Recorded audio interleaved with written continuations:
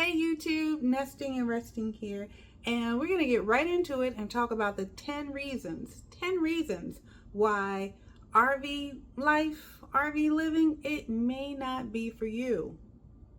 Let's talk about it.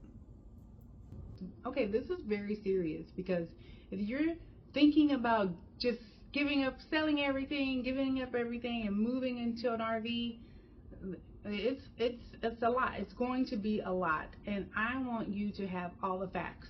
That's why I have my smart girl facts glasses on. Okay, so let me grab my pad and my pen with all my notes, and this is just a compilation of me living in an RV. I lived in that RV for 2 years, and I have a house now.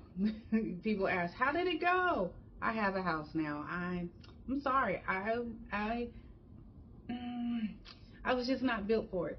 I was not built for it. And I know a lot of single ladies do it and they're loving it, and that's good for them. But whether you're single or a couple, married, living together, whatever, here's some things you got to know.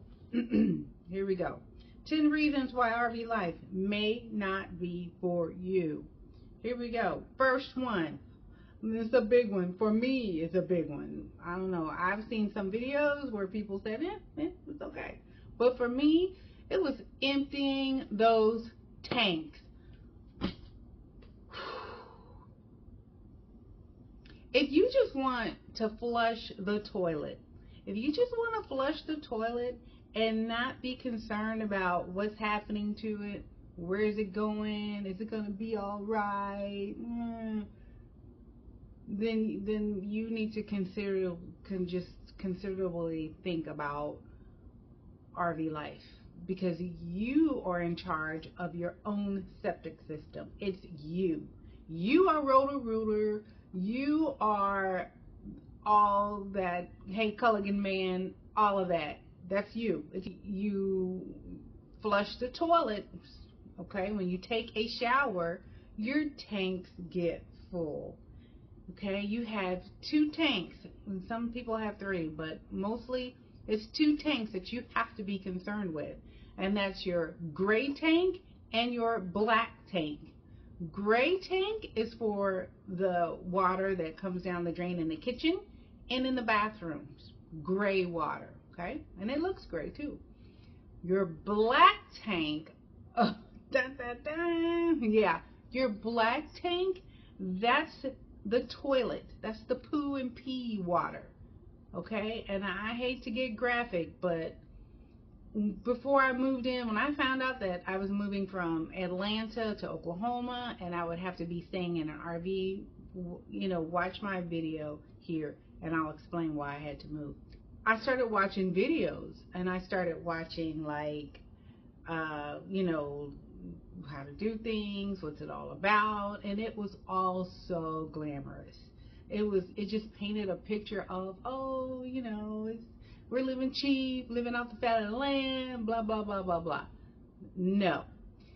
The first time I emptied a tank, and I wish somebody would have caught that on camera, I took my first poo shower.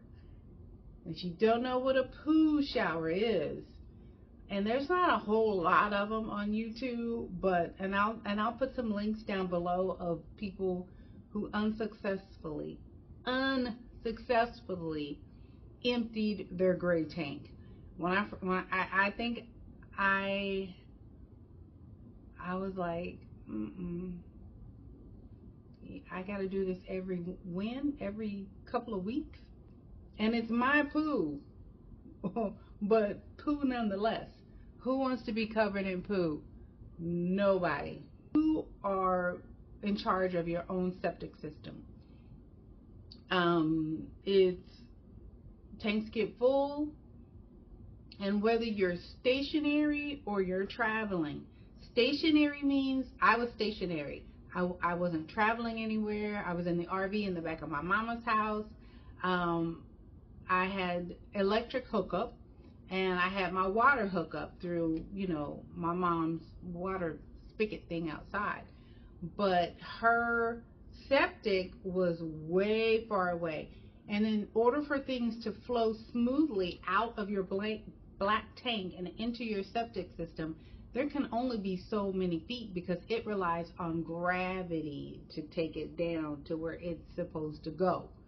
I did not have that, so I had to watch a lot of videos and be very resourceful. If you're not a resourceful person, if you can't think on the fly when things go wrong in your RV, if you want to try it and see, but it may not be for you. And so I had to come up with a genius way of adding a maciator. And here's what a maciator looks like, and here's how it looked. Well, here's what it looked like hooked up to my black tank. And this maciator was kind of like a garbage disposal, you know, the one in your kitchen. It looks like that, and it works like that, and it liquefied and made everything liquidy so that it could go and flow all the way down and around the corner to where my mom's outside septic was, and I had to hook it up as so. And you're seeing the video of all of that right now, and it was a lot. It was a lot. So if you just want to flush the toilet and not worry about it, not worry about tanks getting full, and you'll know when your tank is getting full because it is the stinkiest smell throughout your RV. Bugs are attracted to it, so you're just like, where are all these bugs coming from? Oh my gosh. Yeah, when you take a shower and it's not draining, I call my brother. It's my brother's RV, and I called him and said, hey, the shower is not draining. It's, you know, he was like, you got to empty your tanks. And for a while, he was helping me empty my tanks until he said, do it. And I was like, "Ooh." And, you know, I had to do it. 2 years I did it, and I hated every minute of it. So, here we go. Number 2. Speaking of electricity, even though I didn't have to worry about, you know, being hooked up to anybody's electricity, I was hooked up to my mom's. But, and here's the but, you have so many volts of electricity that's flowing through that RV. What does that mean? That means that if you've got a refrigerator that's plugged in, you've got a TV that's constantly plugged in, and whatever else that is constantly plugged in. It's taking up volts. And there is a science behind it where you, let me find something. Hold on. Okay, this right here is a little space heater. See it? You know, if you're living in an RV, you have to be careful and mindful of how much electricity you use. And there's a math formula that tells you how much electricity is flowing in and flowing out. And with everything like this, of the very bottom, it gives you the volts. Okay, so this says 120 volts. Okay, and so if your RV, and we go from, my RV was 20 amps. You get 20 amps, you get 50 amps, and there are boosters out there that can give you more. But with 20 amps, if you divide 120, I can't remember the formula. I'll put it up here in a minute. Okay, so there's a formula. So you have to divide that between how much electricity this little heater is going to suck up, and it sucks up a lot. And you cannot just turn things on high like you're used to in a house, because I would plug this in and put it on max and put this all the way on 5 and, you know, not think about it. Do that in the RV and watch everything go because you sucked all of your voltage out. No more amps for you. Space heaters are bad. This bad boy is even worse. I would just plug it in and not even turn it on, and everything would go black. The electricity would just leave. It was already too much just plugging it in. And so what do? You gotta unplug your TV, unplug whatever you've got going on to give you more amps to run these things. And so again, if you just want to turn things on and plug everything in your, and let me tell you, when I first got this house, I plugged everything in. I plugged the heater, the hair dryer, the blow dryer. I was just like, yeah, yes, because and if you're not mathing with how much voltage you're using, and you just plug something in and think, it's fine. No, darkness in your house, and it comes at the most inconvenient time. You're getting ready for something. You're getting ready for work, and you're like, oh no, yeah. So do the math. The third thing, summertime, bugs. The bugs, you can spray around your RV, you can have all this other stuff, but bugs will find their way in, and they are mainly attracted to your toilet and the standing water that's in your black tanks. You cannot have dry black tanks. That's the kiss of death to have dry tanks. It has to be moisture in there to keep things flowing. I came home from work one summer, and there were like 1,000,000 gnats on my bedspread. Not this one, I had another one, but there was like 1,000,000 of them on the bedspread, and they were just hanging out, chatting, talking on the phone, fornicating. I give me DEET, napalm, whatever. I'm going to use all the chemicals for these bugs. And they love an RV. You do not have insulated walls in an RV. It's just, that's it. That's it. You don't have any insulation in an RV. There's nothing there. They seal stuff, but bugs are smart. They're gonna find a way in, and you're gonna have to. And there's a funny video, and here she is right here, and I'll leave their link below. But that's her main focus in life, and they are stationary, permanent RV people, and it's her life killing bugs now. It's her mission. Mission impossible. That's what it is. Your AC. When it's hot, and that AC is not cool. I don't care what you say. It doesn't. I was always hot. I was always in my mom's house because it was so hot in that RV. Plug in a fan, guess what? Yeah, it uses up all your voltage, and you're in the dark. And so it was always hot in that RV. I couldn't understand it. It was hot. And again, RV walls, there are no walls. It's just plaster or whatever, plywood. Yeah, it's plywood. That's an RV wall. And there's no insulation. There's nothing keeping the cool in or the cool out. It's just you and the elements. And it was hot. RV AC units are loud. When I lived in that RV and I had to take a Zoom call or anything, I had to turn it off because it sounds like a 747 landing in your living room, RV room, whatever.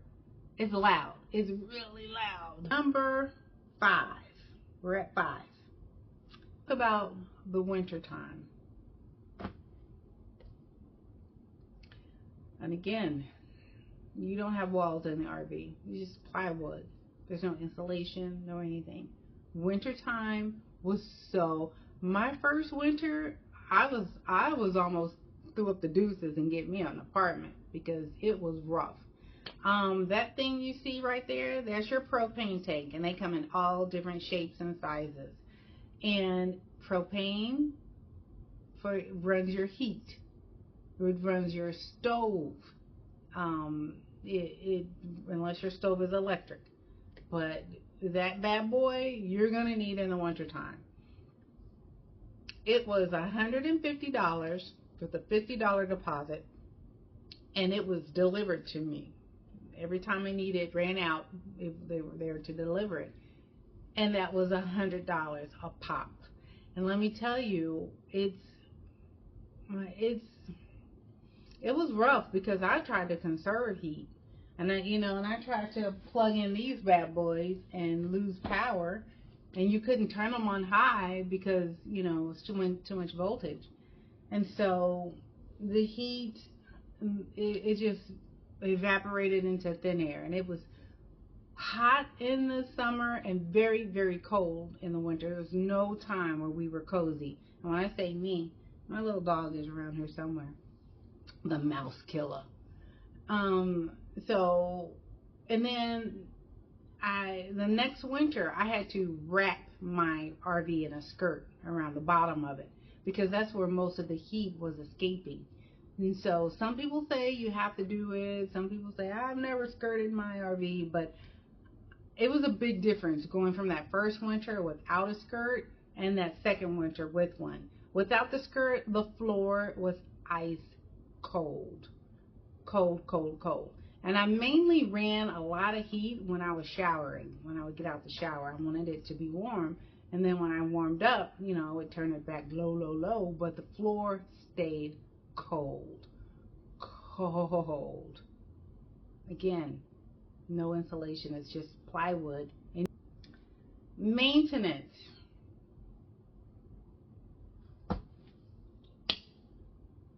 If you have never picked up a screwdriver, if you don't know the difference between a Phillips screwdriver and a flathead, if you never had pliers in your hands in your life, you might want to reconsider RV life. You will have to do some kind of repair. You'll have to do, and you can call and somebody can come and do it for you, but $200-300 a pop. When all they do is unscrew this little screw that, because I had an RV leak. I had a leak. See that leak? And I had something go wrong with my electric panel. And there was no time. I had to get in there and watch a bunch of YouTubes and get in there and fix it myself, which I did twice on that. And then I had another leak that I had to fix. How many leaks? I think it was like 3 leaks I had to get in there and fix. The first time, my brother came and fixed it. The second time, he was out of town, and, he couldn't help me. And the other 2 times after I fixed that first leak, I kind of got the hang of it, and, I was a leak fixer. Oh, go figure. Number 7, and number 7 is a goodie. Now, I've been on cruises. I have been on boats. I have been, and I've never experienced motion sickness until I was in an RV. Storms. When the storms come and that RV is a moving and a rocking, guess what? You're moving and a rocking right along with it. And that bad boy. And you can tie down your RV, but that's no guarantee against Mother Nature. Because Mother Nature, she's like, whatever, I'm going to rock your RV anyway. And I got like sick, hella motion sickness in that RV during a storm. Wintertime, you have to brush the snow off the roof. And summertime, you just have to be careful with those spring summer storms. If you have bad vertigo or motion sickness, you have that Dramamine ready. Number 8, filtration. Your filtration and your water tank. Your water tank underneath your RV. So you've got your black tank, you've got your gray tank, and you've got your water tank. Your water, depending on the RV, it can hold, your water tank can hold about 30 to 40 gallons of water, which is not a lot when you want to shower every day. I didn't have to worry about that because I was hooked up to my mom's water. So I had my water. I didn't have to worry about filling my tank with water because it was constantly flowing. But when I first moved there, I had to rely on the water that was in the tanks, and I was running out constantly. I mean, you have to monitor that water. Do not drink that water because you will get sicker than a dog. It's not friendly to have you. And people say, well, we have the filters and we have this. I had those too, and I still got sick. So if my tummy is very sensitive, so bottled water. I used to go to my mom's refrigerator and just fill up water from her filtered refrigerator. Did she know I did that? Sorry, Mom. You know now. Ask questions about your tanks. Can you travel with a tank full of water, or do you have to empty it out? Again, if you don't want to worry about how much water you're using, your water consumption, you just want to turn on the faucet and go, RV life may not be for you. The bed in an RV. And I know my brother's RV was like a 2014. And they all pretty much have this layout. And I'm going to show you. See that? That's me in the bed. And see how it goes into that U shape, that oval shape right like that? I did not know this about me, but when my first night sleeping under that thing like that, I got very claustrophobic. I mean, it was to the point where I thought I was in a coffin. I thought I was in a coffin. And I didn't like it at all. And I had to scoot down to where my head wasn't underneath that thing. And my little dog didn't like it either. She was, always down by my feet when she used to, sleep up here by my head. Shower felt like a coffin. You have to shower basically like this. And I know the newer RVs have lots more room, but it's not like a regular shower at home. It's still kind of cramped, and I didn't like, I like to wash all my bits and parts thoroughly, and that was something I could not do in that RV shower. I never felt really squeaky clean, and there were days where I would shower in my mom's shower just to get, all the bits and parts clean. Or I got my water hookup through my mom. I had to really watch my water consumption, which, when you don't have to think about it, you don't think about it until. And so the bed felt like a coffin. The shower is, it's a small space. So there's no room, period.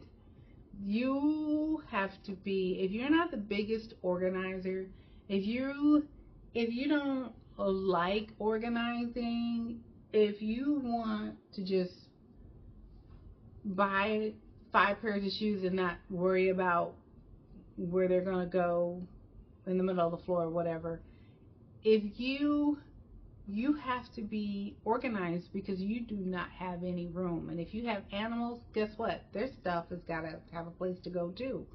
And so there's no room. And I learned this about myself, that I'm kind of a spread out girl. I like to spread out on things.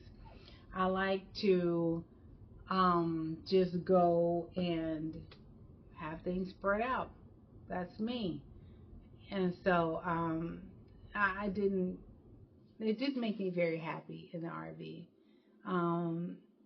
And I couldn't spend another year in there. And so I made the decision to come out and get a house because it was just wasn't for me. And some people, it's for you. You go ahead with your bad self, but it's not as glamorous. When you see people cooking and chilling out and all that good stuff, it's not as glamorous as they paint it out to be. It's not. It wasn't for me. And based on those 10 reasons, it may not be for you either. So that's it for me, nesting and resting. I hope this video helps. Please do not forget to like and subscribe. And my video, I'm new to the YouTube channel world, so please tell a friend, support me. I really appreciate it.